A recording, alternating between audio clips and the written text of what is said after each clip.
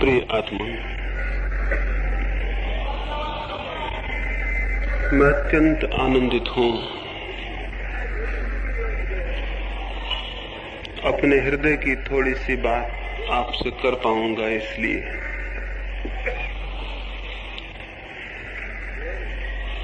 आनंद जितना बढ़ जाए उतना बढ़ जाता है।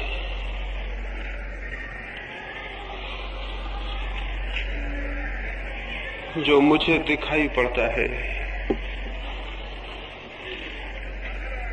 जीवन जैसा सुंदर, जैसा संगीत से पूर्ण, जैसा आह्लादकारी, जैसी धन्यता मुझे उसमें दिखाई पड़ती है, हृदय में कामना उठती है आपको भी जीवन वैसा दिखाई पड़े और स्मरण रहे जीवन वैसा ही हो जाता है जैसी देखने की हमारे पास दृष्टि होती है। वही जीवन नरक हो सकता है, वही स्वर्ग भी, वही बंधन हो सकता है और वही मुक्ति भी। लेकिन इधर कई हजार वर्षों से जीवन को बदलने की नहीं बल्कि जीवन से भागने की शिक्षा दी गई है। समझाया गया है कि जीवन को छोड़ दो और समझाया गया है कि जीवन से ही जो मुक्त हो जाए वही परम धन्य है। यह बात एकदम घातक, एकदम विष भरी है। इस शिक्षा का ये दुष्परिणाम हुआ, इस संस्कार का ये दुष्परिणाम हुआ कि जो जीवन बदला जा सकता था, जो दृष्टि इसी जीवन में परमात्मा को अनुभव कर सकती थी, उसके पैदा होने की सारी संभावना समाप्त हो गई। जो लोग जीवन से भागना शुरू कर देते हैं वे जीवन को बदलने में असमर्थ हो जाते हैं और वे लोग भी जीवन को बदलने में असमर्थ हो जाते हैं जो जीवन को भोगना शुरू कर देते हैं।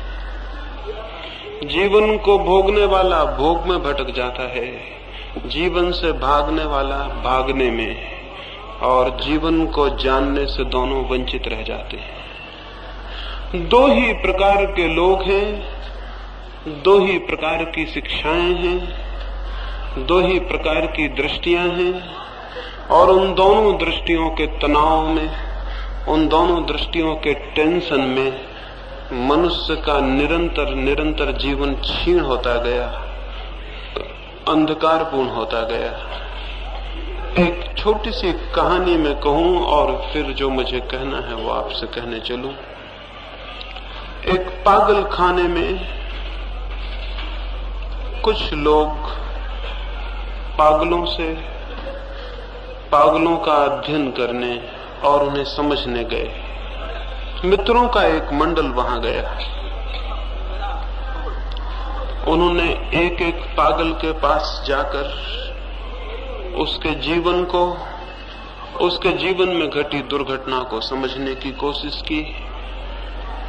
एक पागल के पास वे बहुत देर तक रुके रहे और न केवल उस पागल के जीवन को उन्होंने समझा, वरन उनके हृदय को भी उसके जीवन ने छुआ। उस पागल खाने के चिकित्सक ने उस पागल के संबंध में बहुत सी बातें उन्हें बताई।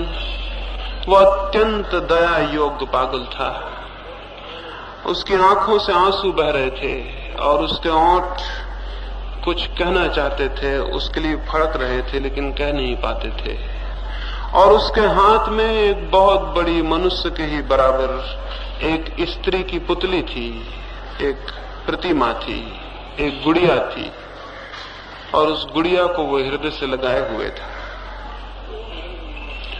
उन लोगों ने पूछा चिकित्सक को कि इस पागल को क्या हो गया है, तो सारी घटना बताई गई, समझाया गया। वो जब युवा था, कोई 20 साल पहले की बात है, तब वो किसी युवती को प्रेम करता था। इतना प्रेम किया था उसने कि उसके अभाव में उससे अलग होकर वो या तो पागल होता या आत्मघात कर लेता। किसी भांति उसके घर के लोगों ने उसे आत्मघात करने से बचा लिया तो वो पागल हो गया था। और तब से इन 20 वर्षों में उस युवती की गुड़िया को बनाकर उससे ही प्रेम किया करता था, उससे ही बातें किया करता था। वे सभी जो इस कथा को सुने दुखी हो आए और उनकी आंखें भी गीली हो गईं। उन्होंने पूछा कि उस लड़की का फिर क्या हुआ। चिकित्सक ने बताया उसने दूसरे व्यक्ति से विवाह कर लिया। और तब वे आगे बढ़े और दूसरी कोठरी के समक्ष पहुंचे और उस चिकित्सक ने कहा यही वो दूसरा आदमी है। वे सब हैरान हो गए। उन्होंने पूछा इसे क्या हुआ। चिकित्सक ने कहा ये उस लड़की से विवाह करने के कारण पागल हो गया। इसने बहुत कोशिश की, इसने मरने की कोशिश की, लेकिन लोगों ने मरने न दिया और तब ये पागल हो गए। वे दोनों ही पागल हो गए। जिसने युवती को प्रेम किया और न पा सका, और वो भी जिसने उसे पा लिया। ये कहानी बहुत अजीब मालूम होगी, लेकिन अधिक लोगों के जीवन में यही कहानी घटित होती है। और एक दो छोटी घटनाएं कहूंगा ताकि मेरी बात का जो प्रारंभ बिंदु है वो आपके ख्याल में आ जाए। एक कारागृह में एक ही सुबह 2 व्यक्तियों को फांसी होने वाली थी। उनमें एक बहुत बड़ा पापी था, जिसको हम पापी कहते हैं, जिसने जीवन में जो भी बुरा था सब किया था और जीवन के सब भांति के कड़वे अनुभव लिए थे। और दूसरा एक पुरोहित था, एक पादरी था, एक सन्यासी था। वो राज्यद्रोह में पकड़ा गया था। उसने कोई पाप कभी नहीं किया। जहां जहां पाप की छाया था वो वहीं वहीं से दूर रहा। उसने जीवन को अत्यंत पवित्रता में और प्रार्थना में व्यतीत किया था। उन दोनों को फांसी होने वाली थी। जो उस कारागृह का पुरोहित था, मरने के पहले लोगों को परमात्मा की याद दिलाने वाला, वो आया। वो पहली कोठरी में गया और उसने उस पापी को कहा कि क्षमा मांगो परमात्मा से, दुखी हो, प्रार्थना करो और पश्चाताप करो। उस पापी की आंखों से आंसू बहने लगे। वो रोने लगा और उसने कहा कि हे परमात्मा, क्षमा कर उन पापों के लिए जो मैंने किए, और मुझे बल दे कि अगले जन्म में उन पुण्यों को जिन्हें मैं करना चाहता था उनके करने की शक्ति और संकल्प पा सकूं। वो दुखी था जो पाप उसने किए उनके लिए, और दुखी था उन पुण्यों के लिए जो वो नहीं कर पाया। उसको प्रार्थना करवाकर पुरोहित दूसरी कोठरी में गया। वहां एक दूसरा पुरोहित बंद था। उसकी आंखों से भी आंसू बहते थे। पादरी ने उसे कहा कि क्षमा मांगो, जीवन में तुमने जो भूलें की हैं और पश्चाताप करो। उस पुरोहित ने कहा, मेरे मित्र, जरूर मैं पश्चाताप कर रहा हूं, लेकिन उन पापों के लिए नहीं जो मैंने किए, बल्कि उन पापों के लिए जो मैं नहीं कर पाया। मैं दुखी हो रहा हूं उन पापों के लिए जो मैं नहीं कर पाया और कर सकता था। मृत्यु के इस क्षण में वे सब पाप मुझे याद आ रहे हैं जो मैं कर लेता। हो सकता था उनमें आनंद होता। हो सकता है मैंने जीवन व्यर्थ गंवाया। और उसने कहा कि मेरे मित्र, तुम अभी युवा हो और तुम भी उसी मार्ग पर हो जिस पर मैं गया। मैं तुमसे प्रार्थना करूंगा कि मैं तो मर रहा हूं, लेकिन तुम पाप करने से मत चूकना, क्योंकि जो पाप करने से चूक जाता है बाद में पछताता है। वो युवा पादरी बहुत हैरान हुआ। पास में ही कोठरी में एक पापी पछता रहा था उन पापों के लिए जो उसने किए, और पास में ही एक पुरोहित पछता रहा था उन पापों के लिए जो वो नहीं कर पाया। जीवन दोनों ही तरह से उलझ जाता है। ये दो जीवन के रूप करीब करीब हर मनुष्य के सामने विकल्प होकर खड़े हो जाते हैं।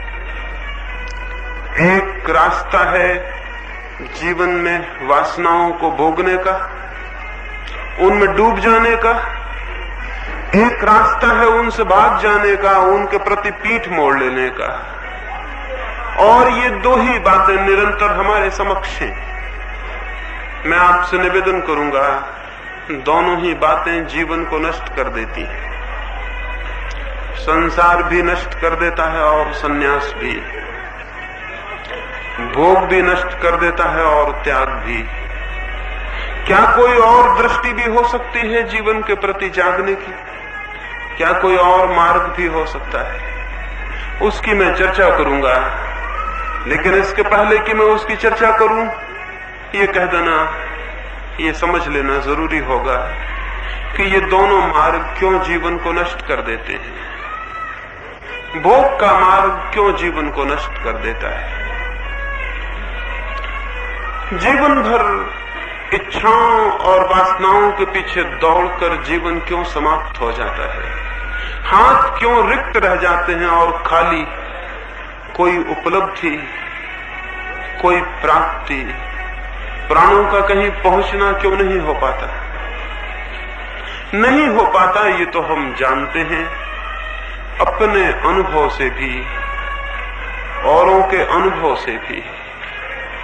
मनुष्य जाति के हजारों वर्ष के अनुभव यही कहते हैं, नहीं पहुंचना हो पाता। वासना में जितना दौड़ते हैं, जितना डूबते हैं, मन और रिक्त और खाली होता चला जाता है। मन भरता नहीं, मन पूर्णता को नहीं पाता। मन और भी खाली और रिक्त हो जाता है, और रिक्त मन ही दुख है। रिक्त मन आकांक्षाओं और प्यासों और अभीप्साओं से भरा हुआ मन, लेकिन जिसकी पूर्ति कुछ भी न हो पाई हो, ऐसा मन दुख और संताप है। लेकिन कुछ भी करें, कुछ भी पालें, कैसे भी दौड़ें, जीवन में कोई भी उपलब्धि बन जाए, फिर भी ये मन तो भरता नहीं। आज तक किसी का भी भरा नहीं। एक सुबह एक राजा के महल के द्वार पर बड़ी भीड़ थी। भीड़ बढ़ती ही गई, सुबह से सांझ हो गई, धीरे धीरे पूरी राजधानी ही राजमहल के द्वार पर इकट्ठी हो गई। एक बड़ी उपद्रव की बात हो गई थी, एक बड़ी उलझन की बात हो गई थी। सारा गांव उत्सुक हो गया था, राजा बड़ी मुसीबत में पड़ गया था। सुबह सुबह एक भिक्षु ने उसके दरवाजे पर भिक्षा मांगी थी। राजा ने उससे कहा था कि तुम पहले याचक हो, जो भी मांगोगे मैं दे दूंगा। भिक्षुक ने कहा एक बार सोच लें, क्योंकि ऐसा भी हो सकता है कि न दे पाएं। ऐसे में कोई बड़ी मांग लेके नहीं आया हूं, देखते हैं मेरा भिक्षा पात्र बहुत छोटा है, इससे ज्यादा मांगूंगा भी तो रखूंगा कहां। इसलिए घबराए ना, मांगूंगा तो छोटी बात, लेकिन हो सकता है उसे भरने में राजा भी कमजोर पड़ जाए, छोटा पड़ जाए। इसलिए सोच लें और फिर वचन दें। निश्चित ही राजा को चुनौती लगी होगी, निश्चित ही राजा के मन को चोट लगी होगी। उसने कहा कि तुम जो कहोगे पूरा करूंगा, मांगो। उस भिक्षु ने कहा मेरा ये जो भिक्षा का पात्र है, इसे यदि पूरा भर दें तो मैं तृप्त हो जाऊं और चला जाऊं। राजा ने कहा ये कौन बड़ी बात है, ये कौन कठिनाई की बात है, एक राजा के लिए, एक सम्राट के लिए? किस चीज से तुम चाहते हो कि इसे मैं भर दूं? उस भिक्षु ने कहा, ये मेरी कोई मांग नहीं, बस मेरा पात्र भर जाए, इतना काफी। राजा ने कहा, छोटा सा पात्र है। अपने खजांचियों को कहा कि जाओ हीरे जवाहरातों से भर दो। उसके पास तिजोरियां थी अकूत, उसके पास धन था जो कभी गिना नहीं जा सका, उसके पास दौलत थी जिसका कोई हिसाब न था, उसका राज्य था जिसकी कोई सीमाएं न थी। सोचा कि क्या भिक्षा पात्र ही जब कोई भिक्षु लेके आ गया है और पूरे भरने की मांग की है, तो क्या अनाज के दानों से भरूं? तो उसने भर दिया पूरा भिक्षा पात्र, भरने की कोशिश की। उसी कोशिश में सांझ हो गई थी, उसकी सारी तिजोरियां खाली होती गईं। वो भिक्षा पात्र बड़ा अजीब था, वो भरता ही ना था। धीरे धीरे उसके अकूत खजाने खाली हो गए और संध्या की जब उदासी उतरने लगी नगर पर, तब राजा के महल में भी घनघोर अंधकार छा गया। वो भिक्षा पात्र भरता ही ना था। सुबह से सांझ हो गई थी, जितनी संपत्ति राजा के पास थी वो डाल चुका था और वो भिक्षु खड़ा था और राजधानी के लोग इकट्ठे होते चले गए थे। अजीब थी बात, भिक्षुक बड़ा साबित हो रहा था सम्राट से। हमेशा ही ऐसा हुआ है, भिक्षुक हमेशा सम्राट से बड़ा है। सम्राट चुक जाए लेकिन भिक्षुक का मन कभी भरता नहीं, वो भिक्षु का पात्र भी नहीं भरता था। आखिर राजा ने कहा, क्षमा कर दो, भूल हो गई। भिक्षुक ने कहा, पहले ही कह देते तो इतनी देर मुझे क्यों खड़ा रहने पड़ता? इतना ही तो कहना था कि नहीं भर सकूंगा, मैं चला जाता। राजा ने कहा, लेकिन जाते समय इतना बता जाओ, ये पात्र कैसा है? ये कैसा मैजिक, ये कैसा जादू का पात्र है? ये भरता क्यों नहीं? उस भिक्षु ने कहा, इसमें कुछ रहस्य नहीं, एक मनुष्य की खोपड़ी से इसे मैंने बनाया है, इसमें कोई जादू नहीं। मरघट से खोपड़ी खोद लाया हूं, उसी से इसे बनाया है। अब इसे दुनिया में कोई भी भर नहीं सकता है। मनुष्य के खोपड़ी में जो बैठा है मन, वो कब भरा जा सका? कौन सा मनुष्य का मन भरा जा सका है, कब भरा जा सका है? और क्या पता है कि मन बिल्कुल भिक्षुक है। मन एकदम मांगता ही चला जाता है, मांगता ही चला जाता है। मन के मांगने का कोई अंत नहीं आता। कितना ही मिल जाए तो भी मांग समाप्त नहीं होती है। एक फकीर अकबर से मिलने गया था। उसके मित्रों ने उससे कहा था कि अकबर से कहो, इतना तुम्हें प्रेम करता है तो हमारे गांव में एक छोटा सा स्कूल, एक मदरसा खोल दे। तो वो फकीर गया। जब वो पहुंचा तो अकबर सुबह की नमाज पढ़ रहा था। वो फकीर पीछे खड़ा हो गया मस्जिद में। नमाज पूरी हुई, अकबर ने दोनों हाथ उठाए और कहा कि हे परमात्मा, मेरे राज्य को और बढ़ाकर, मेरे खजानों को बढ़ाकर, मेरे धन को बढ़ा, मेरी दौलत को बढ़ा। वो फकीर हैरान हो गया। उसने कल्पना न की थी कि अकबर भी मांगता होगा। वो वापस लौटने लगा सीढ़ियों से।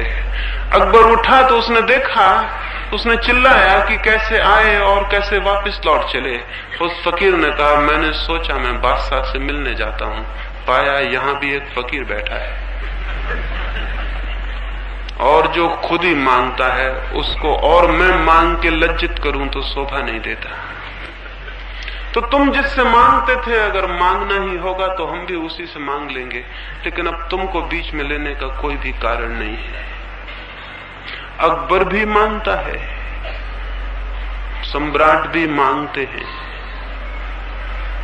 इसलिए दुनिया में दो तरह के भिखारी होते हैं, एक जिनके पास कुछ नहीं होता और मांगते हैं, और एक जिनके पास सब होता है फिर भी मांगते हैं, लेकिन भिखारी होने में कोई फर्क नहीं होता है। ये हो सकता है कि बहुत कुछ आपके पास हो, इससे इस भ्रम में न पड़ जाएं कि आपके भीतर का भिखमंगा मर गया। भिखमंगा मरता ही नहीं, भीतर का भिखारी समाप्त ही नहीं होता। मन मांगे चला जाता है। क्यों? क्यों मांगे चला जाता है, और जो भी मिलता है उससे पूर्ति क्यों नहीं होती? क्या है बात? इतना इकट्ठा कर लेते हैं, फिर भी मन का खालीपन जहां के तहां बना रहता है, सुरक्षित, उसमें कोई फर्क नहीं पड़ता। आपके पास जरूर कुछ ना कुछ होगा, सबके पास कुछ ना कुछ है। क्या उस कुछ से आपके मन का कोई कोना भी भरा? कोई कोना, छोटा मोटा कोना भी, अगर मन का कोई छोटा मोटा कोना भी भर गया हो तो आशा बन सकती है कि कभी पूरा मन भी भर जाएगा। लेकिन अगर मन का कोई कोना भी नहीं भरता, जो भी हम इकट्ठा कर लेते हैं उससे मन की इंच भर जमीन भी नहीं भरती, तो फिर हम कितना ही इकट्ठा कर लें उससे मन नहीं भर सकेगा। जरूर कोई बात है जहां हम इकट्ठा करते हैं और जहां मन की रिक्तता है, ये कोई दो तल पर होगी, इन दोनों के तल अलग होंगे। इसलिए हम एक तरफ इकट्ठा भी करते चले जाते हैं, दूसरी तरफ मन खाली का खाली भी रहा आता है।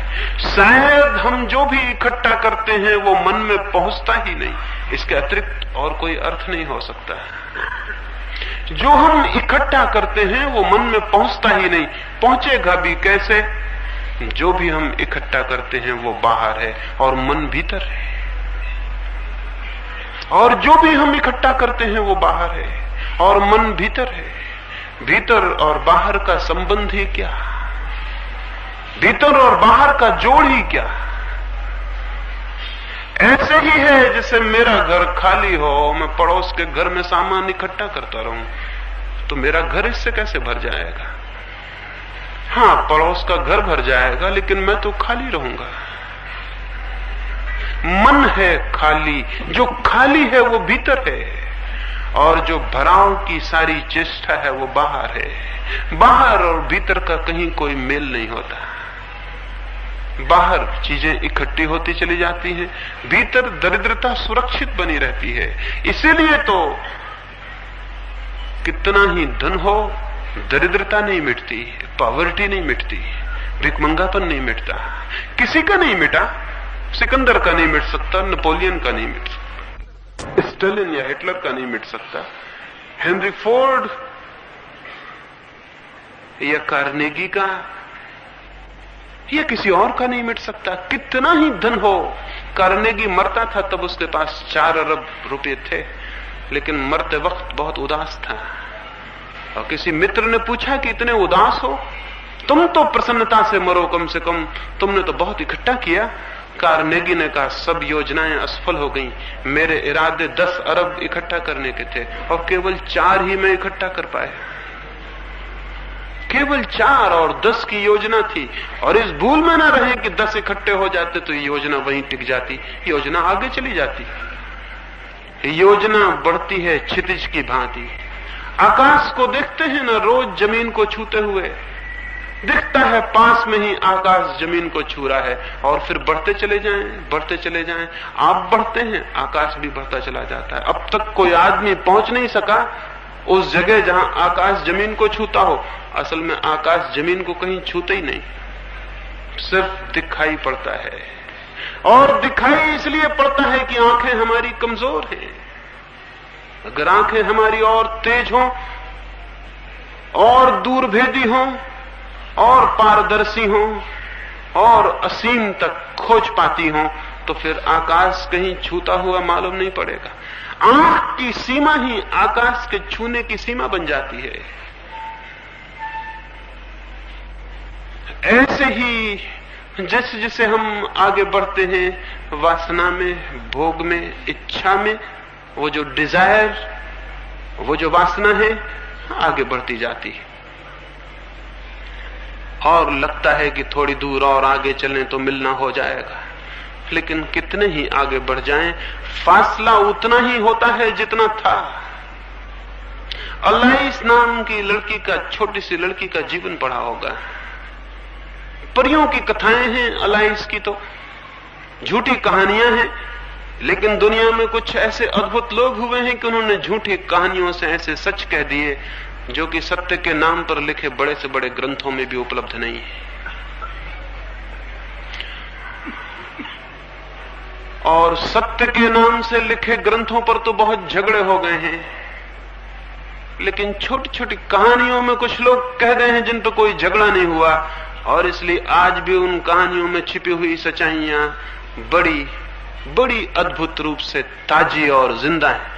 अभी उन पर कोई खून खच्चर नहीं हुआ, अभी उन पर कोई मस्जिद और मंदिर नहीं बने, अभी पंडित और पुरोहित ने कोई लड़ाई नहीं लड़ी, वो दूर ताजी और स्वच्छ और जीवित है। ऐसी अलाइस की एक कहानी है, वो स्वर्ग में पहुंच गई परियों के देश में, और वहां जमीन से गई परियों के देश तक तो जरूर थक गई होगी, कौन नहीं थक जाता है। इतनी लंबी यात्रा, छोटी सी लड़की, वो बहुत थक गई, उसे भूख और प्यास लगाई। जैसे ही उसने देखा जाके तो सूरज उग रहा था, स्वर्ग में सुबह हो रही थी, और परियों की रानी एक वृक्ष के नीचे खड़ी थी, और उसके हाथ में मिठाइयों का थाल था, और वो रानी उसे बुला रही थी कि आओ।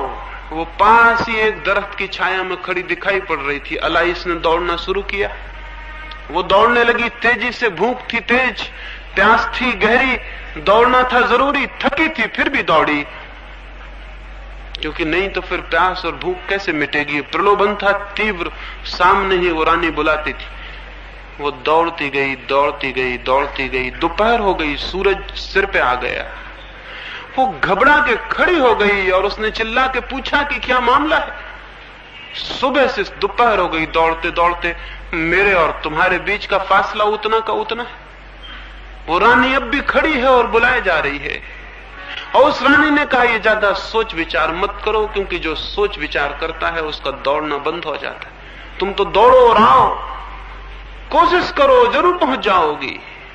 वो फिर भागने लगी और सांझ हो गई और सूरज ढलने लगा, और वो अलाइस थक के गिर पड़ी, और उसने देखा रानी अब भी खड़ी, लेकिन फासला उतना का उतना है। उसने घबरा के चिल्ला के पूछा, ज्यादा फासला नहीं होगा, क्योंकि बातचीत हो सकती थी।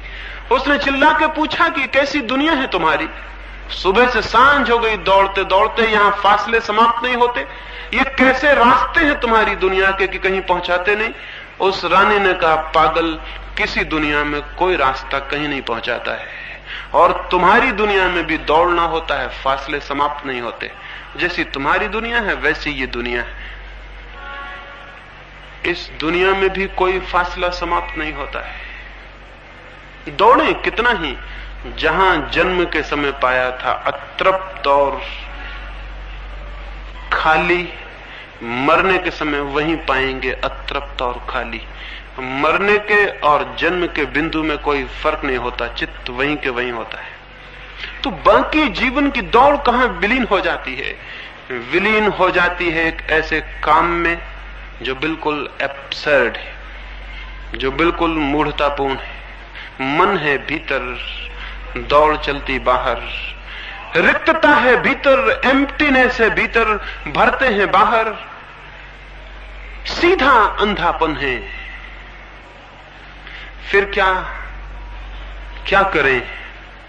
भीतर कैसे भरें? भीतर कैसे रिक्तता से मुक्ति हो जाए और भीतर एक फुलफिलमेंट, एक पूर्णता, एक परितृप्ति, एक भराव उपलब्ध हो कि भीतर कोई कोना भी रोता हुआ और प्यासा और भूखा न रह जाए, भीतर सब तृप्त हो जाए। ये कैसे हो? इस ख्याल में कि बाहर की कोई कोशिश सफल नहीं होती, कुछ लोग बाहर से भागना शुरू कर देते हैं। स्वभावतः सीधा गणित यही कहता है कि अगर बाहर की दौड़ से कुछ नहीं होता तो भागो बाहर से। लेकिन आपको क्या पता है, बाहर से भागेंगे तो भी भीतर नहीं पहुंच सकते। बाहर से भागना भी बाहर ही भागना है। कोई आदमी धन इकट्ठा करने को दौड़ता हो, दूसरा आदमी धन को त्याग करने के पीछे लग जाए, दोनों हालत में दोनों व्यक्ति बाहर ही होते हैं। धन को इकट्ठा करने वाला भी, धन को छोड़ने वाला भी, क्योंकि धन बाहर है और दोनों की दृष्टि बाहर होती है। तथाकथित संसारी बाहर होता है, सन्यासी भी बाहर होता है। सन्यासी उल्टा खड़ा हुआ है संसारी से, लेकिन भीतर नहीं है। एक आदमी अपने मकान के बाहर सीधा खड़ा हुआ है, दूसरा आदमी शीर्षासन कर रहा है, मकान के बाहर ही खड़ा हुआ है, लेकिन इससे वे कोई भीतर नहीं पहुंच जाता। उल्टा खड़ा हुआ आदमी भी बाहर ही होता है, सीधा खड़ा हुआ आदमी भी बाहर होता है, भीतर इससे कोई पहुंचता नहीं। संन्यास, तथाकथित संन्यास, एक प्रतिक्रिया है, एक रिएक्शन है। बाहर सुख नहीं मिलता, बाहर की खोज से कुछ होता नहीं, इसलिए बाहर को छोड़ने के लिए दौड़ने लगो, लेकिन दौड़ोगे कहां? ठीक उल्टी दौड़ शुरू हो जाएगी। कोई स्त्री के पीछे भागता है, कोई स्त्री से दूर भागता है, लेकिन जो स्त्री के पीछे भागता है वो भी स्त्री का चिंतन करता है, और जो स्त्री से दूर भागता है वो भी स्त्री का चिंतन करता है। दोनों के चित्त स्त्री में अटके होते हैं, और स्त्री हो तो पुरुष में अटके होते हैं, धन में अटके होते हैं, यश में अटके होते हैं। और जो इस दुनिया के यश और धन से भागने लगता है, इससे उल्टा जाने लगता है, इससे दूर हटने लगता है, पलायनवादी हो जाता है, एस्केप करने लगता है, उसका चित्त किसी परलोक में सुखों की कामना करने लगता है। वो सोचने लगता है कि यहां मैंने स्त्रियां छोड़ी तो स्वर्ग में अप्सराएं मिलनी चाहिए, नहीं तो स्वर्गों की कल्पनाएं कौन करे, और वहां अप्सराओं की कल्पनाएं कौन करे, और यहां मैंने जो कुछ छोड़ा वो मुझे वहां कई गुना ज्यादा होकर मिलना चाहिए। इसलिए उसकी कल्पनाएं, उसकी वासनाएं किसी दूरगामी लोक पर स्थिर हो जाती है, लेकिन इससे कोई अंतर नहीं पड़ता। स्वर्ग की खोज भी बाहर है, परलोक की खोज भी बाहर है, और इसलिए न संसारी का मन भरता है और न सन्यासी का मन भरता है। दोनों ही रिक्त और खाली रह जाते। फिर संसारी जिस जिस बात को भोगता है, निरंतर खोजता है जिन जिन वासनाओं को, जितनी उन वासनाओं की पटरी पर उसकी दौड़ होती है, उतनी ही वासनाएं और गहरी और प्रगाढ़ हो जाती। जिन जिन रास्तों से हम बार बार गुजरते हैं, वे रास्ते मजबूत हो जाते हैं, वे रास्ते हमारे जीवन के सहज मार्ग हो जाते हैं। फिर उन्हीं रास्तों पर हमें दौड़ना पड़ता है, फिर उन्हीं रास्तों पर हम रोज रोज पुनरुक्त होते हैं, रोज उन्हीं को रिपीट करते हैं, वो और गहरे होते चले जाते हैं। धीरे धीरे जीवन जड़ लीकों पर दौड़ती हुई मशीनों की भांति हो जाता है। विलियम जेम्स एक होटल में बैठा हुआ था एक बार अमेरिका की, सामने से एक रिटायर्ड सेना से अवकाश प्राप्त एक वृद्ध जनरल निकल रहा था। वो अपने सिर पे कुछ सामान लिए हुए था। विलियम जेम्स अपने मित्र से बातें करता था, बातें करते करते उसे मजाक सूझी और उसने जोर से चिल्ला के कहा, अटेंशन। वो जो बाहर सैनिक जा रहा था अपने सिर पर बोझ लिए, वो एकदम से अटेंशन खड़ा हो गया, उसका बोझ नीचे गिर पड़ा। 2 साल हो चुके थे उसे नौकरी छोड़े हुए, लेकिन दिमाग ने एक लीक पकड़ ली थी। अटेंशन सुनते ही लीक काम कर गई, जड़ की तरह वो खड़ा हो गया। सामान उसका नीचे गिर पड़ा, उसमें बोतलें थी दवा की, वो टूट गई, उसमें कुछ और सामान था वो फूट गया। उसने आके जेम्स को कहा कि ये कैसा मजाक करते। जेम्स ने कहा कि मैं तो अटेंशन कह रहा था, आपका इससे क्या संबंध। उस आदमी ने कहा, जीवन भर इस एक शब्द के ही केंद्र पर मैं घूमा, यद्यपि मुक्त हो गया मिलिट्री से, लेकिन चित्त ने लीकें बना ली, रास्ते बना लिए, उन्हीं पर जड़ होकर घूमता हूं। मुझे तो अगर मैं मर भी जाऊं और कोई कह दे अटेंशन, तो मैं अटेंशन खड़ा हो जाऊंगा। उसने कहा कि मैं अगर मर भी जाऊं और कोई जोर से कह दे अटेंशन, तो मैं एकदम अटेंशन खड़ा हो जाऊंगा। मेरे बस के ही बाहर है मामला। चित्त जिस चीज को पुनरुक्त करता है, उसी चीज में गहरे से गहरे उसकी जकड़ होती चली जाती है। वासनाओं के पीछे चलने से वासनाएं मिटती नहीं, वासनाएं और गहरी और तीव्र और घनीभूत हो जाती। इसीलिए बच्चे से कहीं बूढ़ा ज्यादा वासना युक्त होता है। बच्चे में वासनाएं शुरू होती हैं, बूढ़े में जड़ हो गई होती हैं। इसलिए तो बच्चे में एक भोलापन है जो बूढ़े में विलीन हो जाता है। उसके चित्त की सब ताजगी विलीन हो जाती है, सब चीजें जड़ हो जाती हैं। कुछ बातों को उसने निरंतर पुनरुक्त किया, रोज रोज दोहराया, वे ही रास्ते मजबूत हो गए, वो जड़ यंत्र की भांति हो गया। वासना जड़ करती है, लेकिन वासना से भागने वाला भी जड़ हो जाता है। वासना से भागने वाला भी जड़ हो जाता है। जड़ इसलिए हो जाता है कि उसके चित्त का केंद्र भी वासना है। वो भी चित्त के केंद्र पर वासना को ही छोड़ने में लगा है। वो भी वासना से भयभीत है। उसने भी वासना को जाना और समझा नहीं। अगर जान लेता और समझ लेता तो मुक्त हो जाता। उसने भी वासना को देखा और पहचाना नहीं। वो भी वासना से भयभीत होकर भाग रहा है। वो भी एक छाया से डरा हुआ है और रोज रोज भागता है। और स्मरण रखें, जिससे हम भयभीत हो जाते हैं वो हमें और भयभीत कराने लगता है, और जिससे हम डर जाते हैं वो हमें और परेशान करने लगता है। हमारे कमजोर क्षणों में वो लौट लौट के आने लगता है, और जिससे हम डर जाते हैं वो हमारे सपनों में प्रविष्ट हो जाता है, वो हमारे गहरे अचेतन में प्रविष्ट हो जाता है, वो हमारी कामनाओं में रस लेने लगता है। इसलिए साधु जो काम जागने में नहीं कर पाते वो नींद में और सपनों में कर लेते। इसलिए तो साधु नींद से डरता है, घबराता है, क्योंकि दिन भर जिसको रोका है वो नींद में सपना बन के सताने लगता है, परेशान करने लगता है। साधुओं और सन्यासियों की कथाएं सुनी होंगी जिनमें अप्सराएं आके उनको परेशान करती हैं। क्या पागलपन की बात है। कोई भगवान ने कोई मिनिस्ट्री खोल रखी है कहीं कि वो आके और लोगों को सताएं और अप्सराएं आए और साधुओं के सामने नग्न नाचें? ये कोई धंधा खोल रखा भगवान ने कहीं? लेकिन साधुओं की ही दमित वासनाएं, खुद को निरंतर किसी वासना को जबरदस्ती दबाया हो तो वही वासना किसी कमजोर क्षण में साकार खड़ी हो जाती है सामने। कोई और कहीं से आने वाला नहीं है।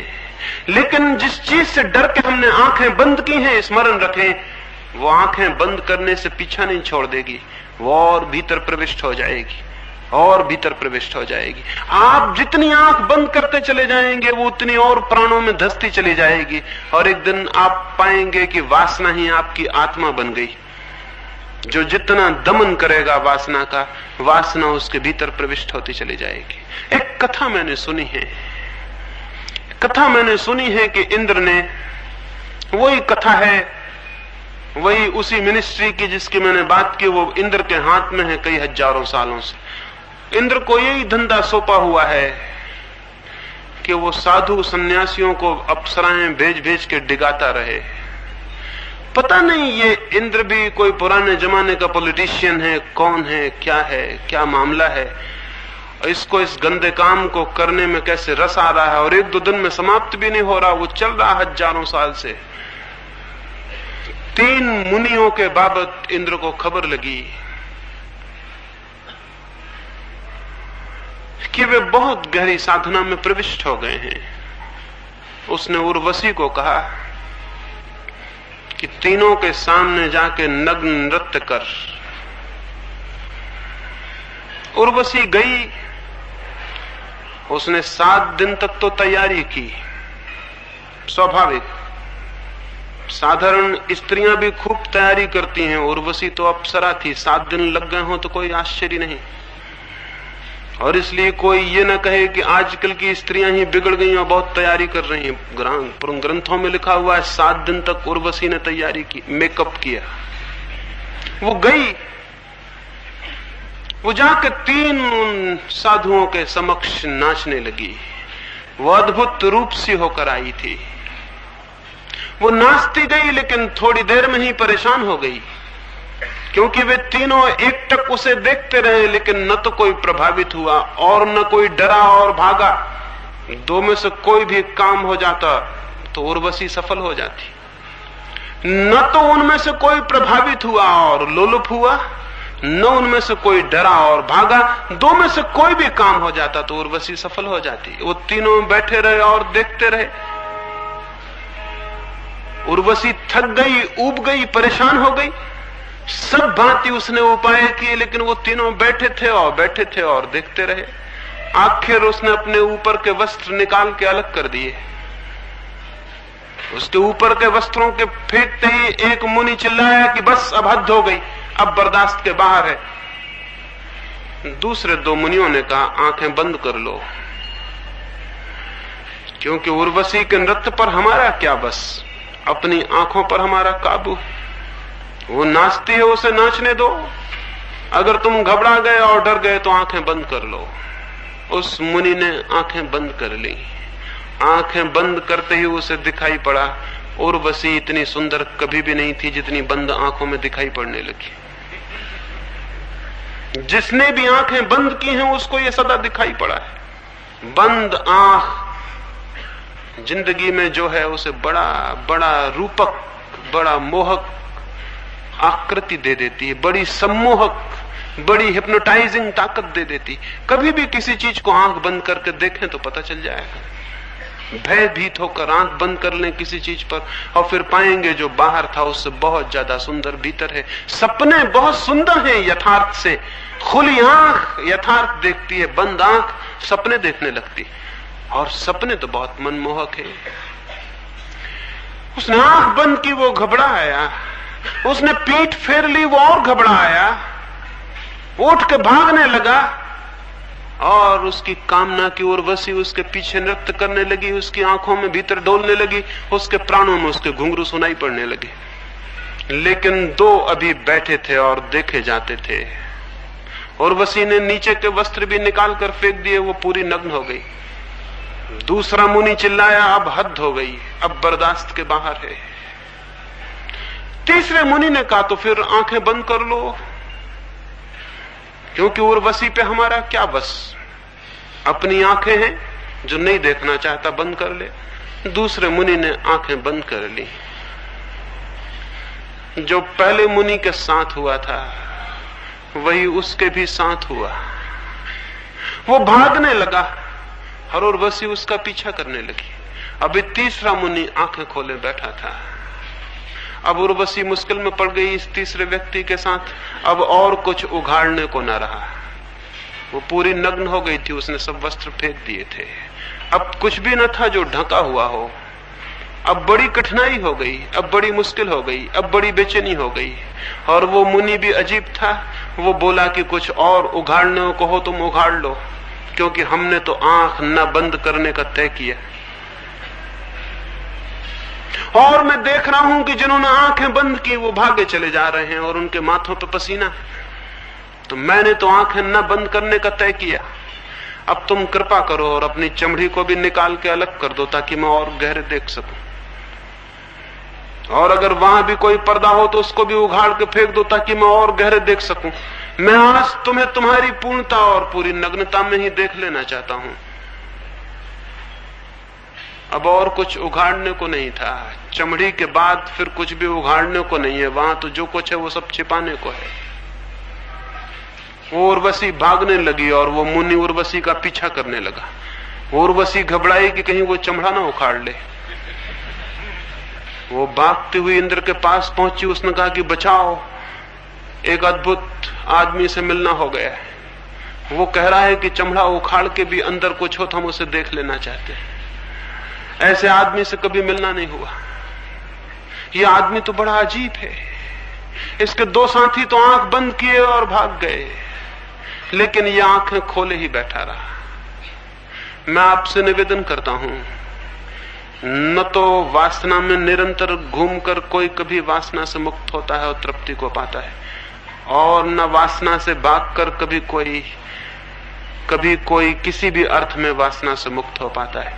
लेकिन जो व्यक्ति भी आंखें खोलकर जीवन के सत्यों को देखने की तैयारी करता है, आंखें खोलकर, जीवन धीरे धीरे उसके सामने अपना सारा सम्मोहक रूप खो देता है।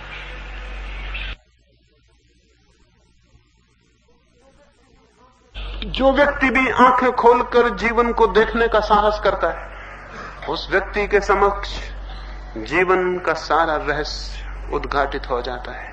उस व्यक्ति के समक्ष जीवन में कुछ पाने जैसा नहीं रह जाता। उस व्यक्ति के समक्ष जीवन में कोई दौड़ नहीं रह जाती और न कोई भागना। जहां दौड़ नहीं है वहां कोई भागना भी नहीं है। जहां कोई आकर्षण नहीं है वहां कोई विकर्षण भी नहीं है।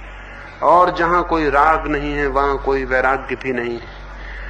आंखें खोलकर अगर कोई जीवन को देखने में समर्थ हो जाए तो एक तीसरी, एक अत्यंत ही भिन्न दिशा का उद्घाटन होता है और उसके अतिरिक्त कभी कोई जीवन के दुख से और जीवन की पीड़ा से न मुक्त हुआ है और न हो सकता है। आंखें खोलकर देखना। दो मार्ग मैंने कहे, एक राग का मार्ग है, एक विराग का। तीसरे मार्ग को मैं कहता हूं वीतराग का। आंखें खोलकर देखना। जीवन मिला है, जीवन एक अद्भुत खोज है, एक अद्भुत लोक है जिसमें हम जागें और खोजें और देखें और स्मरण रखें। जिस चीज को भी पूरा पूरा देख लेंगे उससे ही मुक्त हो जाएंगे।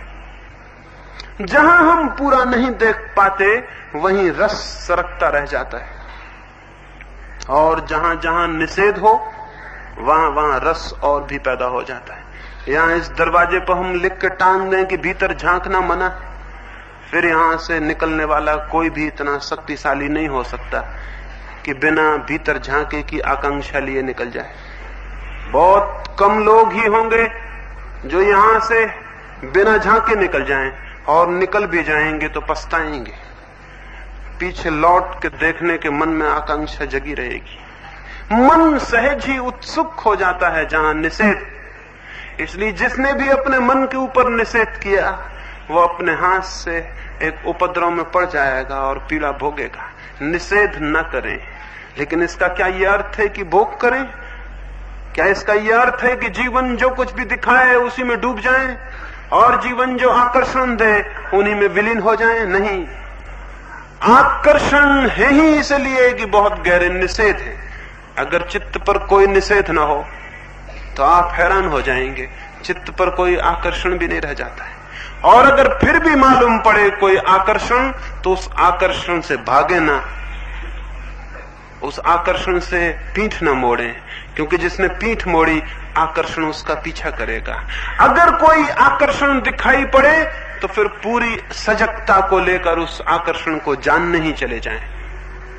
पूरी खुली आंख से उस आकर्षण के पर्दों को गिरने दें, उसके एक एक वस्त्र को गिरने दें और खोजें वहां तक जहां तक की हड्डी और मांस न आ जाएं और जहां सारा आकर्षण विलीन न हो जाए। अगर पैनी और खोजने वाली आंखें हों तो दुनिया में कोई आकर्षण ऐसा नहीं है जो राग सिद्ध न हो।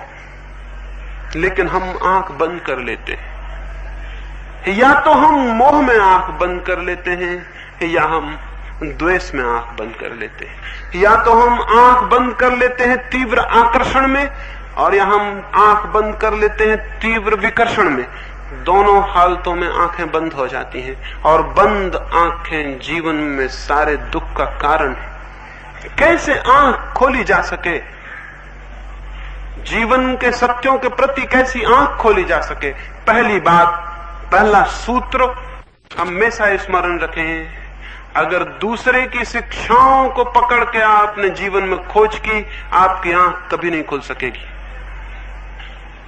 आपकी आंख कभी नहीं खुल सकेगी, क्योंकि जीवन के तथ्यों को आप किन्हीं सिद्धांतों की आड़ से देखना शुरू कर देंगे और तभी निष्पक्ष ना हो पाएंगे। अगर आप क्रोध को देखने गए, हजारों साल से सिखाया गया है क्रोध बुरा है। अगर आप सेक्स को देखने गए, सिखाया गया है सेक्स बुरा है।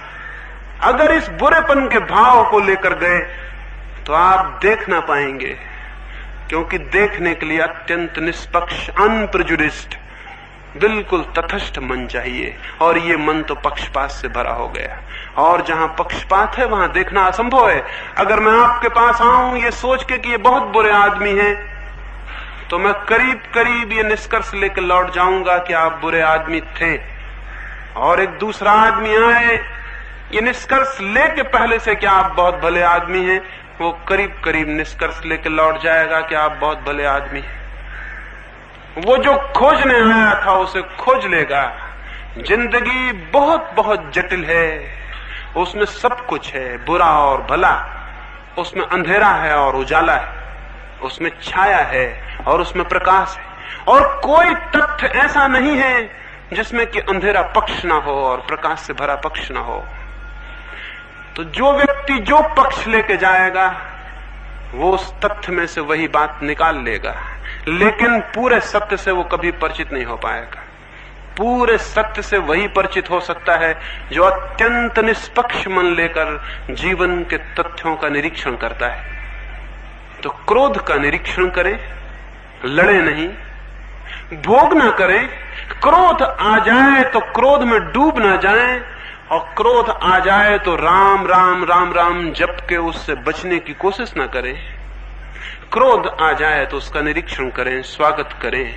जीवन ने एक तथ्य भेजा है, उसको जाने और पहचाने। एक फकीर था, मरते वक्त उससे किसी ने पूछा कि तुम्हारे जीवन में सबसे बड़ी कौन सी घटना घटी? उस फकीर ने कहा, मेरे पिता मर रहे थे और उन्होंने मुझे मेरे पास बुलाया, तब मैं 13 वर्ष का था, और उन्होंने मेरे कान में कहा कि देख बेटे, मेरे पास तुझे देने को कुछ भी नहीं, कोई संपदा मैंने इकट्ठी नहीं की, क्योंकि मैंने पाया कोई भी संपदा वस्तुतः संपदा नहीं, इसलिए मेरे पास तुझे देने को कुछ भी नहीं। लेकिन फिर भी एक बात जिसके द्वारा मैं धीरे धीरे फकीर रहते हुए भी बादशाह हो गया, एक बात जिसके द्वारा मेरे पास कुछ भी नहीं था फिर भी सब कुछ था, एक बात कि जिससे मेरे लिए और मेरे पीछे और मुझे देखकर बादशाहों को भी ईर्ष्या जगने लगी, वो बात मैं तुझसे कह दूं, शायद तुझे स्मरण रह जाए, शायद कभी तेरे बेवक्त काम आ जाए। तो उस युवक ने उनसे पूछा कि कौन सी बात? तो उसके पिता ने, मरते हुए पिता ने कहा था कि तब जब भी तेरे जीवन में कोई तथ्य आए, क्रोध, काम, वासना, कोई भी बात तेरे जीवन में आए, तो उसे मेहमान की तरह जानकर स्वागत करना, अतिथि की तरह जान के स्वागत करना, ना तो एकदम उसके प्रभाव में डूब के खुद को भूल जाना और ना उससे आंखें चुराना। स्वागत करना घर आए अतिथि का अत्यंत प्रेम से, और निरीक्षण करना बहुत गहरा, क्या क्या उसमें छिपा है। उस युवक ने जीवन भर इसका प्रयोग किया। मरते समय वो भी अपने मित्रों से कह सका कि अगर मुझे ये सूत्र न मिला होता तो मेरा जीवन पानी में खींची गई लकीरों की भांति व्यर्थ हो जाता, लेकिन मैंने जीवन के एक एक तथ्य का अत्यंत धैर्यपूर्वक स्वागत किया, निरीक्षण किया, ऑब्जर्वेशन किया, देखा, और मैं हैरान हो गया। मैंने पाया कि उन सभी तथ्यों के निरीक्षण करते ही करते उन तथ्यों में जो भी अशुभ था वो विलीन हो गया, और जो शुभ था वो शेष रह गया। क्रोध के भीतर भी कुछ है, क्रोध के भीतर भी कुछ है जो बच जाए, क्रोध के भीतर भी कुछ है जो बच ही जाना चाहिए। जिस व्यक्ति में क्रोध ना हो उसमें कोई तेज ही नहीं होता, उसमें कोई तेजस्विता नहीं होती, उसके भीतर कोई पोटेंसी नहीं होती, वो नपुंसक होता है, इम्पोटेंट होता है, उसके भीतर कोई बल नहीं होता, उसके भीतर कोई ओज नहीं होता। क्रोध में भी कुछ है, लेकिन जिसके भीतर क्रोध होता है हम देखते हैं वो तो नरक हो गया, हम देखते हैं वो तो आग में जल रहा है और तड़फ रहा है। आग से घर में दिया भी जलाया जा सकता है और घर में आग भी लगाई जा सकती। इससे आग न तो बुरी हो जाती कि उससे आग लग जाती है और घर जल जाता है, लेकिन उससे दिया भी जलाया जा सकता है और अंधेरे में प्रकाश भी किया जा सकता है। आग में कुछ है जो बचाया जा सकता है, आग में कुछ है जो छोड़ा जा सकता है। ठीक क्रोध में भी कुछ है, सेक्स में भी कुछ है। जिस व्यक्ति में सेक्स ही ना हो, जिस व्यक्ति के भीतर काम वासना न हो, उस व्यक्ति से कुछ भी क्रिएट नहीं होता, कोई सृजन नहीं होता उससे। अब तक दुनिया में उन लोगों ने जिनके भीतर कोई काम की वासना नहीं थी बचपन से, उनके भीतर कोई सृजन पैदा नहीं हुआ। न उनसे एक गीत पैदा हुआ, न उनसे एक संगीत की लहर जन्मी, न उन्होंने एक चित्र बनाया, न उन्होंने एक गांव बसाया, न उन्होंने बगीचे लगाए और फूल पैदा किए। उनसे कुछ भी नहीं हुआ।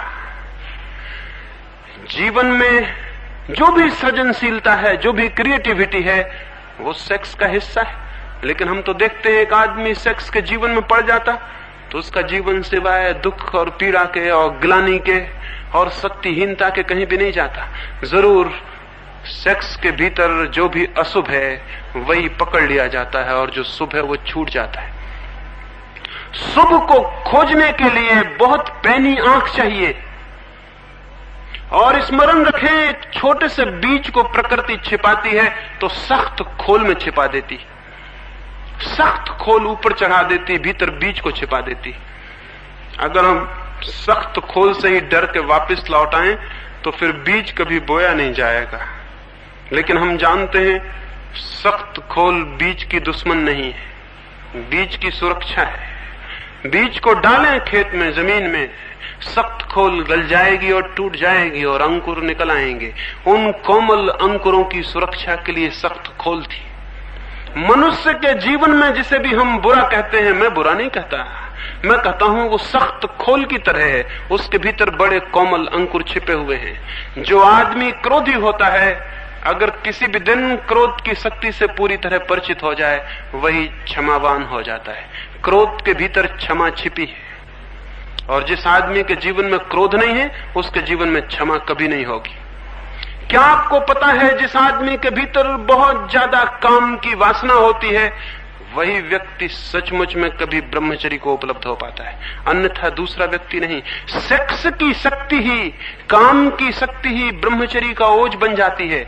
जैसे किसी घर के बाहर हम खाद को इकट्ठा कर दें, गंदगी को इकट्ठा कर दें, तो बास दुर्गंध फैलना शुरू हो जाएगी। वहां जीना और रहना कठिन हो जाए, वहां श्वास लेना मुश्किल हो जाए। लेकिन जो जानता है वो उस खाद को बगिया में डाल देता है और बीज बो देता है, और बीजों से पौधे निकलते हैं और फूल आते हैं, और उन फूलों में जो सुगंध है वो उसी खाद से खिंच के निकलती है, वो उसी का ट्रांसफॉर्मेशन है, वो उसी का रूपांतरण है।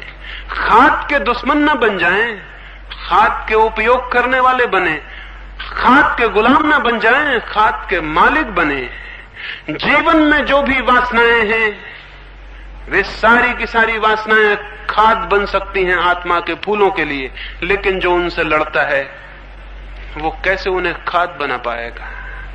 और जो उनमें डूब जाता है वो दुर्गंध में डूब जाता है, और जो उनसे भागता है वो सुगंध से वंचित रह जाता है। समझ लें, फिर से दोहराता हूं, जो खाद में डूब जाता है वो दुर्गंध में डूब जाता है, और जो खाद से भागने लगता है वो सुगंध से वंचित रह जाता है। जो खाद का उपयोग करता है और खाद को रूपांतरित करता है वो दुर्गंध से मुक्त होता है और सुगंध को उपलब्ध होता है। जीवन का भी सूत्र यही है। जीवन में जो भी है परमात्मा के जीवन में, वो जो भी मिला है प्रकृति से, वो सब छिपा हुआ सौभाग्य है। उससे घबराएं ना, उससे भागे ना, उसमें डूब भी ना जाएं। फिर क्या करें? उसका निरीक्षण करें, उसके साक्षी बने, उसका ऑब्जर्वेशन करें, उसे देखें, उसे पहचानें, उसे सब तरफ से खोजें और उससे परिचित हों। उसमें कुछ भी अपरिचित ना रह जाए। जिस दिन क्रोध को कोई पूरा जान लेता है, क्रोध से मुक्त हो जाता है। लेकिन क्रोध का जो तेज था, जो वीर्य था, क्रोध का जो ओज था, वो उसमें बच रहता है, वो निर्वीर्य नहीं हो जाता। जो काम को, सेक्स को पूरा समझ लेता है, सब तरफ से उसे खोजता है, देखता है, निरीक्षण करता है, बारीक से बारीक उसके पहलू में प्रवेश करता है, सूक्ष्म से सूक्ष्म उसको पहचानता है, वो सेक्स से मुक्त हो जाता है। उसी के भीतर ब्रह्मचर्य का जन्म होता है, उसी के भीतर वो सारी शक्ति दिव्य ऊर्जा में बदल जाती है। तो मैं आपसे निवेदन करूं, तीसरा है मार्ग, न तो भोग का, न दमन का, वरन रूपांतरण का।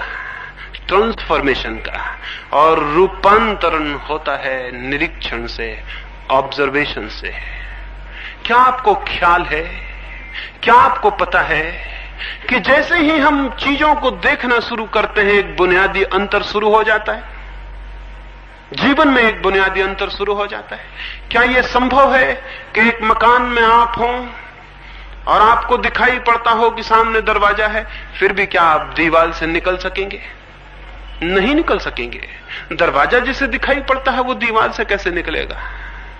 वो तो दरवाजे से निकल जाता है, दीवार से नहीं निकलता। अगर कोई दीवार से टकराता हो तो जानना चाहिए उसकी आंख खुली हुई नहीं है, इसलिए टकराता है। जीवन में जो भी अनीति है वो आंख के बंद होने के कारण है। दुनिया में कोई बुरा आदमी नहीं है, दुनिया में कोई भला आदमी नहीं है। दुनिया में ऐसे लोग हैं जिनकी आंखें बंद हैं और ऐसे लोग हैं जिनकी आंखें खुली। खुली आंखों वाले लोग हैं और बंद आंखों वाले लोग हैं। आंख जिसकी भी खुल जाए उससे बुराई असंभव हो जाती है। आंख जिसकी खुल जाए वो दरवाजे से निकलता है, दीवालों से नहीं टकराता। हम टकराते हैं, इसका एक ही अर्थ है कि आंख बंद है, और बंद आंख वाला भागने लगे तो कोई हल होने वाला है क्या? आंख खुलेगी तो हल होगा, भागने से कोई हल होने वाला नहीं है। अभी इस दीवार से टकराते थे, भागेंगे तो दूसरी दीवार से टकराएंगे, द्वार कैसे मिल जाएगा? भागने वाला आदमी द्वार कैसे पा सकता है? अभी एक दीवार से टकराता था, भागेगा दूसरी दीवार से टकराएगा, लेकिन द्वार खोजने के लिए न भागने की जरूरत है, न अंधे की भांति टकराने की जरूरत है, आंख खोलने की जरूरत है। जीवन के प्रति आंख खोलने की जरूरत है, और हमारी आंखें सच में ही करीब करीब बंद हैं। हम जीवन के किसी तथ्य को न तो देखते हैं न खोजते हैं। कभी आपने अपने क्रोध को खोजा? हिंदुस्तान से एक फकीर कोई 1500 वर्ष हुए चीन गया। वहां का एक बहुत बड़ा बादशाह उससे मिलने आया, और उस बादशाह ने कहा, मैंने सुना है कि तुम किसी का भी मन शांत कर देते हो। उस फकीर ने कहा कि बिल्कुल, यही हमारा धंधा है, लोगों का मन शांत कर देना। तुम्हें मन शांत करवाना है? तो बादशाह हैरान हुआ। बहुत फकीरों से मिला था, वो शांति की बातें समझाते थे, कहते थे ऐसा करो वैसा करो तो शांत हो जाओगे। ये अजीब आदमी है, उसने कहा कि तुम्हें मन शांत करवाना है, अगर करवाना है तो सुबह 4 बजे आ जाओ, जरा जल्दी आ जाना, कोई दूसरे लोग ना आ जाएं, तो मैं तुम्हारा पहले ही शांत कर दूंगा। तो वो राजा संदिग्ध हुआ मन में कि ऐसी कोई आसान बात है क्या किसी का मन शांत कर देना? ये कोई मशीन है क्या कोई ठीक कर दे? लेकिन फिर भी उसने सोचा कि एक मौका तो देना चाहिए इस फकीर को भी, दिखता तो पागल है, क्योंकि इसकी बात में कोई समझ तो मालूम होती नहीं, अब तक किसी ने यह कहा ही नहीं। वो सीढ़ियां उतरने लगा उस मंदिर के जिसमें फकीर ठहरा था। बीच में फकीर ने चिल्ला कहा कि सुनो, कल आओ तो ख्याल से अपने अशांत मन को साथ ले आना, नहीं तो हम शांत क्या करेंगे। राजा और हैरान हुआ कि जब मैं आऊंगा तो मन तो मेरे साथ ही होगा, ये कहने की क्या जरूरत थी। एक आदमी पागल मालूम होता है। दूसरे दिन 4 बजे क्या 3 बजे ही राजा पहुंच गया। कौन नहीं अपने अशांत मन को शांत करवा लेना चाहेगा? आप भी होते, आप भी पहुंच गए होते, और मुफ्त में हो रहा था, कुछ काम भी वो करवा नहीं रहा था, कुछ धन नहीं ले रहा था, कुछ मांग नहीं रहा था, कुछ छीन नहीं रहा था। वो पहुंचा, उस फकीर ने पूछा कि ले आए अपना मन? उस राजा ने कहा, ये भी क्या हैरानी की बात करते हैं, मैं आया तो मन भी आ गया। उसने कहा, इतना आसान मामला नहीं है कि तुम यहां आ गए तो तुम्हारा मन भी आ गया हो, ये जरूरी नहीं है। आदमी कहीं होता है, मन उसका कहीं होता है। अभी आप ही यहां बैठे हैं, कोई जरूरी थोड़ी कि आपका मन भी यहीं बैठा हो। आप यहां हो और मन कहीं और हो। 100 में 99 मौके तो यही है कि मन कहीं और होगा। आदत मन की कहीं और ही रहने की है। उस फकीर ने कहा कि जरूरी नहीं है, आंख बंद करो। उस फकीर के कहने पर उस राजा ने आंख बंद की। उस फकीर ने कहा कि मैं तो ये देखता हूं कि तुम एक चम्हार की दुकान पर खड़े हुए हो। सच बात थी, वो रात भर से सोच रहा था, उसके जूते खराब हो गए थे और वो सोच रहा था कि एक चम्हार के यहां सुबह से जाके जूते खरीद लिए जाएं। तो वो आ तो गया था फकीर के यहां, मन की शांति उतनी मूल्यवान भी कहां है? जूते खरीदना बहुत बड़ी बात है। तो आ तो गया था मन शांत कराने, लेकिन सोच रहा था जूते खरीदने की बात। उस फकीर ने कहा कि मैं तो देखता हूं कि तुम जूते खरीद रहे हो एक दुकान पर, अभी दुकान भी नहीं खुली और तुम पहुंच गए, और अभी चमार उठा भी नहीं और आप हाजिर हैं। और राजा घबराया। उसने कहा कि आप कहते तो ठीक है, मेरा मन तो वहीं चला गया था। तो उसने कहा इसीलिए मैंने कहा था कि तुम मन ले आना। अब तुम मन ले आओ, आंख बंद करो, मन यहां आने दो और खोजो मन के भीतर की अशांति कहां है, और जैसे अशांति पकड़ में आ जाए मुझे बता दो, मैं उसे हमेशा के लिए समाप्त कर दूं। उस राजा ने आंखें बंद की। उस नीरव सन्नाटे में सुबह वहां और कोई भी न था, रात थी, अभी तो गहरी अंधेरा था, और वो फकीर अद्भुत सामने बैठा था, और वो एक डंडा हाथ में लिए था, और उसने कहा कि जैसे तुमने बताया कि यहां अशांत है कि मैं उसे डंडे से बिल्कुल ठीक ही कर दूंगा। पागल आदमी से पाला पड़ गया था, और राजा डरा हुआ आंख बंद करके भीतर खोजने लगा कि अशांति कहां है। वो जैसे जैसे खोजने लगा वहां कोई अशांति पकड़ में आती भी नहीं थी। कोई आधा घंटा ये चला होगा। उस फकीर ने डंडे से उसको धक्का दिया और कहा बहुत देर लगा रहे हो, पकड़ो कहां है अशांत मन। उसने कहा मैं बहुत मुश्किल में पड़ गया, मैं उसे खोजने जाता हूं, वो मिलता नहीं। उस फकीर ने कहा कि जाओ, मैंने शांत कर दिया, और तुम्हें सूत्र कह देता हूं, अशांति को खोजना, अशांति विलीन हो जाएगी। अभी तुम खोजते हो, मिलती नहीं। तुम जिस चीज के प्रति भीतर जाग जाओगे और खोजने लगोगे वो विलीन हो जाएगी, क्योंकि जागा हुआ आदमी का मन दिए की ज्योति की तरह हो जाता है। अगर आपके घर में अंधेरा हो और मैं आपसे कहूं एक दिया जला के खोजें कि अंधेरा कहां है, तो जिस कोने में आप दिया लेके जाएंगे वहीं से अंधेरा विलीन हो जाएगा। आप कभी दिया लेके अंधेरे को खोज नहीं सकते। अभी तक सूरज इतने दिनों से रोज सांझ सुबह डूबता निकलता है, खोज रहा है, अभी तक मिल नहीं पाया अंधेरे से। अभी तक सूरज खोज नहीं पाया कि अंधेरा कहां है। वो जहां मौजूद होता है वहीं अंधेरा विलीन हो जाता है। ज्ञान ने अब तक कोई अंधेरा नहीं जाना है भीतर। खुली आंख भीतर कोई अंधेरा नहीं जानती, कोई पाप नहीं जानती। तो आंख खोलें और भीतर खोजें कि कहां है क्रोध, और जब क्रोध उठे तो उसका निरीक्षण करें, और जब वासना मन को पकड़े तो उसका निरीक्षण करें। देखें, खोजें, पहचानें, दो खुली आंखों को भीतर ले जाएं। हमारी आंखें सारी दुनिया को देखती हैं, पड़ोसी को देखती हैं, दूर दुनिया में रहने वाले आदमी को देखती हैं, लेकिन खुद को देखने के लिए हमारी दो आंखें बिल्कुल काम में हम नहीं लाते। सारी दुनिया को देखना चाहते हैं, सारी दुनिया के आलोचक बनना चाहते हैं। आलोचक का मतलब जिसने अपनी आंखें दूसरे पर जोर से जमा दी। लोचन का मतलब आंख होता है, आलोचक का मतलब होता है जोर से आंख किसी पर लगा दे। ऐसे आदमी को हम लुच्चा भी कहते हैं। लुच्चे का भी मतलब ही होता है जो कोई जोर से किसी पे आंख गड़ा दे, उसको हम कहते हैं बहुत भद्दे ढंग से देख रहा है। आलोचक और लुच्चे एक जैसे ही होते हैं, कोई फर्क नहीं होता है। दूसरे को बहुत गौर से देखना, लेकिन एक और तरह का जीवन भी होता है, खुद को ही बहुत गौर से देखना। जितनी तीव्रता से हम खुद को देखने लगे और खुद के जीवन की वृत्तियों का निरीक्षण और खोज करने लगे, उतना ही आप हैरान हो जाएंगे। एक बहुत अद्भुत सूत्र का जन्म होगा। दिखाई पड़ेगा कि जैसे ही देखना शुरू किया, जो जो व्यर्थ था वो क्षीण होने लगा, जो जो सार्थक था वो उभरने लगा, जो जो विसंगीत था वो विदा होने लगा, जो जो संगीत था उसकी ध्वनियां आने लगी, जो जो दुर्गंध थी वो जाने लगी, जो जो सुगंध थी उसके फूल खिलने लगे। मनुष्य की आत्मा में बहुत है, बहुत। उसे हम बाहर से भरना चाहते हैं, हम पागल हैं। इसलिए वो कभी बाहर से भर नहीं सकती, भर सकती है भीतर से, लेकिन भीतर अभी बीज पड़े हैं। उन बीजों को अगर हम फूल बना सकें तो भीतर एक बगिया बन जाए और भीतर सब भर जाए। लेकिन उन बीजों को हम फूल नहीं बना पाएंगे, क्योंकि जिसने कभी अपने भीतर जाके देखा भी ना हो, वो अपने भीतर के बीजों को कैसे खोजेगा? वो उस खजाने को कैसे खोजेगा जिसके ऊपर ही बैठा हुआ है? एक गांव में एक भिखमंगा मरा वो 30 वर्ष से एक ही जगह बैठ के भीख मांग रहा था। उसने बहुत भीख मांगी थी, लेकिन भीख मांगने से कहीं कुछ होता है?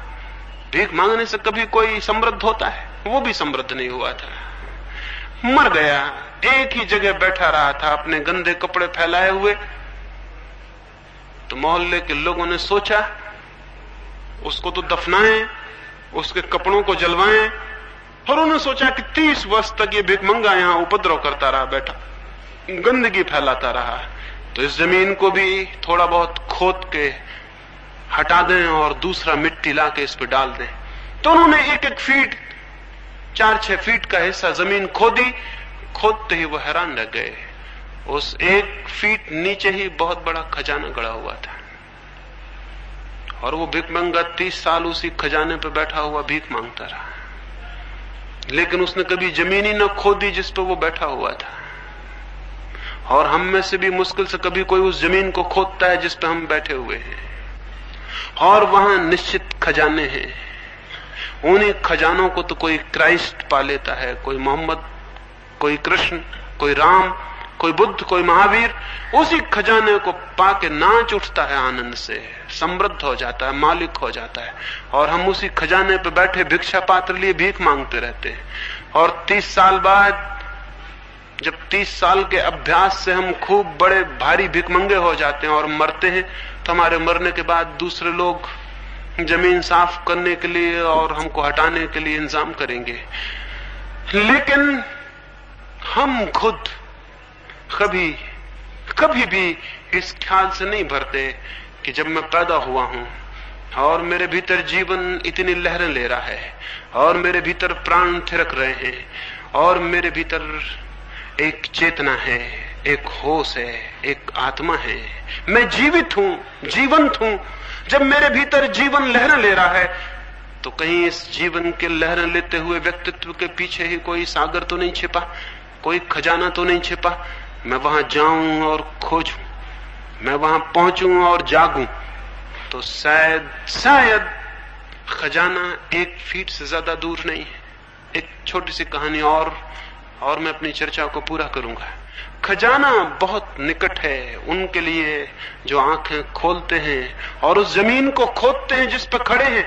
क्रोध पर आप खड़े हैं, सेक्स पर आप खड़े हैं, शत्रुता पर आप खड़े हैं, घृणा पर आप खड़े हैं, द्वेष पर आप खड़े हैं। इस सब को खोदें। यही जमीन है जिस पे आप खड़े हैं, जिस पे कोई भी खड़ा है, इसको खोदें। हो सकता है कि बहुत ही थोड़ी गहराई पर खजाने मिल जाएं। कोलोराडो का नाम सुना होगा। वहां जब सबसे पहले आज से कुछ वर्षों पूर्व सोने की खदानें मिली, तो वहां एक बड़ी अद्भुत घटना हुई। सोने की खदानें मिली थी, लोग जमीनें खरीद रहे थे कोलोराडो में, और जो थोड़ी बहुत जमीन भी खरीद लेता था वही अरबपति और धनपति हो जाता था। ऐसा सोना उगल रही थी जमीन। जिनके पास जितना पैसा था उन्होंने उतना पैसा लगा के जमीनें खरीद ली। एक बहुत बड़े करोड़पति ने सोचा छोटी मोटी जमीन क्या खरीदूं। उसने अपनी सारी फैक्ट्री बेच के, सारे धन दौलत बेच के अपना मकान तक बेच दिया और किराए के मकान में चला गया। और उसने कोई 1 करोड़ रुपया लगा के एक पूरी पहाड़ी खरीद ली। उस पहाड़ी पर उसने बड़े बड़े खोदने के यंत्र ले गया और खुदाई शुरू हुई, और दुर्भाग्य भी शुरू हुआ। खुदाई होती गई, पत्थरों के सिवा वह उस पहाड़ी पर कुछ भी हाथ न लगा। आसपास ही लोगों ने छोटे छोटे खेत खरीद लिए थे और उन खेतों में सोना मिला था, और उस पहाड़ी पर कुछ भी नहीं था। वो पहाड़ी बिल्कुल खाली मालूम होती थी। घबराहट फैल जानी स्वाभाविक थी। उसके परिवार के लोग तो मूर्छित होने लगे और उन्होंने कहा कि क्या पागलपन किया। चलती रोजी थी, कमाई अच्छी थी, वो सब बर्बाद हो गई, और एक पत्थर का पहाड़ खरीद लिया उस आदमी ने। लेकिन साहस न खोया और वो खुदाई करता ही गया और करता ही गया। लेकिन सारे घर के लोग उसे पागल कहने लगे। घर में खाने पीने तक की मुश्किल खड़ी हो गई। उस पहाड़ से कुछ भी नहीं निकल रहा था सिवाय पत्थरों के। मजदूरों को पैसा चुकाना भी मुश्किल हो गया था, और जो यंत्र पहाड़ पे चढ़ाए थे उन्हें उतारने के लायक पैसे भी उनके पास नहीं रहे थे। उसने विज्ञापन किया कि मैं अपने पूरे पहाड़ को मैं यंत्रों के बेचना चाहता हूं, और उसने 2 करोड़ रुपया दाम रखा। उसके घर के लोगों ने, उसके मित्रों ने कहा कि तुम क्या पागल हुए हो, तुम्हारे दुर्भाग्य और दुर्घटना की खबर सारे मुल्क में पहुंच गई, कौन इसे खरीदेगा। अब मुश्किल है कि कोई पागल इस चक्कर में फंस जाए जिसमें तुम फंसे। उस आदमी ने कहा, ऐसा मत सोचो, मुझसे भी बड़ा कोई पागल हो सकता है। और एक आदमी मिल गया जो उसे 2 करोड़ में खरीदने को राजी हो गए। उसके घर के लोगों ने कहा कि तुम आंखें रहते हुए क्या अंधापन कर रहे हो, एक आदमी डूब के टकरा के मर गया उसी पहाड़ से और तुम भी वही कर रहे हो। उस आदमी ने कहा, हो सकता है एक ही हाथ खोदूं और सोने की खदान आ जाए। जहां तक खोदा गया वहां तक सोना नहीं है, ये जाहिर है, लेकिन उसके आगे नहीं है, ये किसने कहा। निश्चित ही लोगों ने कहा, तुम्हारा दिमाग खराब है, अपने हाथ से मुश्किल में पड़ते हो। उसने वो पहाड़ खरीद लिया और आश्चर्य की बात है, 1 ही फीट के बाद खदान शुरू हो गई।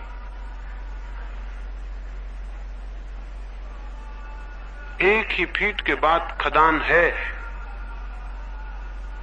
कोलोराडो मत जाइए, जिस जमीन पे आप बसते हैं वहीं खोद डालिए। और उस खदान को खोदने के लिए कोई बहुत बड़े मशीन और उपकरण की जरूरत नहीं, सिर्फ निरीक्षण का उपकरण चाहिए, सिर्फ देखने वाली आंखें चाहिए, खोजने वाली आंखें चाहिए, इंक्वायरी करने वाली, ऑब्जर्व करने वाली, निरीक्षण करने वाली चित्त की दशा चाहिए। तो अपने निरीक्षक हो जाएं, अपने साक्षी हो जाएं और देखें, और डरे ना, घबराएं ना, आंख बंद ना करें। आंख बंद करने वाले धर्मों ने ही मनुष्य को धर्म से वंचित किया है। एक ऐसे धर्म की दुनिया में जरूरत है जो खुली आंखों वाला हो, आंख बंद करने वाला नहीं। एक ऐसे धर्म की जरूरत है जो खुली आंख से जीवन को देखने के लिए समर्थ बनाए, साहसी बनाए, हिम्मत दे और कहे कि खोजो, हर एक व्यक्ति एक अद्भुत खदान है, लेकिन जो खोजता ही नहीं उसके हाथ में पत्थर के सिवाय कुछ भी नहीं पड़ता, और जो खोजता है उसे सोने की खदानें निश्चित उपलब्ध हो जाती हैं। अगर एक भी मनुष्य को मनुष्य जाति में कभी अपने भीतर स्वर्ण की खदानें मिली हैं तो हर एक दूसरे मनुष्य को मिल सकती हैं, क्योंकि कोई एक मनुष्य दूसरे मनुष्य से बहुत भिन्न नहीं है। हम अपने पाप में भी समान हैं, हम अपने भीतर परमात्मा में भी समान हैं। स्मरण रखें, हम अपने पापों में भी समान हैं तो हम अपने परमात्मा में भी समान होंगे। एक और छोटी कहानी में कहूं और फिर चर्चा पूरी करूं। एक चर्च में एक पादरी ने एक संध्या अपने सुनने वालों से कहा कि कुछ जरूरत पड़ गई है चर्च को, कुछ थोड़े से धन की जरूरत है और मैं चाहता हूं कि सब लोग कुछ दान करें। अभी जब सभा पूरी होगी तो मैं अपनी टोपी घुमाऊंगा तो हर कोई कुछ न कुछ दान हुए थे। एक ऐसा भी आदमी बैठा हुआ है जो किसी दूसरे की पराई की स्त्री से प्रेम करता है। उस स्त्री ने ही आके मुझे कहा है तो मैं उसे याद दिला दूं कि वो आदमी कम से कम $1 जरूर दे जाए, नहीं तो मैं सबके सामने उसका नाम खोल दूंगा। उस दिन उस टोपी में $19 पड़े और एक आदमी जिसने डॉलर नहीं डाला उसने थोड़े फुटकर पैसे डाले और साथ में चिट्ठी डाली, कृपा करके नाम न खोलिए, रात तक पूरे पैसे पहुंचा दूंगा। हम अपने पापों में समान हैं, अंधकार में समान हैं, लेकिन इससे घबराए ना। इससे ही सबूत मिलता है कि अगर हमारे भीतर परमात्मा भी होगा तो हम उसमें भी समान होंगे। और अगर कृष्ण के भीतर मिल जाता है और बुद्ध और महावीर के भीतर मिल जाता है तो घबराए ना। पापों में हम महावीर और बुद्ध के समान हैं तो परमात्मा में भी हम अन्य और भिन्न नहीं हो सकते, वहां भी हम समान होंगे, वहां भी हम समान हैं। सबके भीतर बैठा है कुछ जो आंखें खुलते ही उपलब्ध हो सकता है। उस तरफ थोड़ी चेष्टा करें, उस तरफ थोड़ा प्रयास करें, उस तरफ भीतर किसी संकल्प को घनीभूत होने दें, उस तरफ कोई जीवन में जिज्ञासा और अभीप्सा बनने दें। और स्मरण रखें, संसार की दिशा में कोई कितना ही प्रयत्न करे सफल नहीं हो सकता, क्योंकि वो दिशा भीतर को भरने में असमर्थ है। और परमात्मा की दिशा में कोई अल्प भी प्रयत्न करे तो निश्चित सफल हो जाता है, क्योंकि वो उसको उघाड़ देती है जो भीतर मौजूद है। कुछ पाना नहीं है, उघाड़ना है। परमात्मा बहुत निकट है, सिर्फ देखने वाली आंखें चाहिए। और ये देखने वाली आंखें कहां से लाइएगा? जिसको हम पाप कहते हैं उसी पाप के प्रति जागिए तो देखने वाली आंख पैदा हो जाएगी, और देखने वाली आंख पैदा हो जाए तो पाप विलीन हो जाता है, और जो शेष रह जाता है वही परमात्मा है। मेरी इन बातों को इतनी शांति और प्रेम से सुना है, उससे मैं अत्यंत अनुग्रहित हूं, और सबके भीतर बैठे परमात्मा को प्रणाम करता हूं। मेरे प्रणाम स्वीकार करें।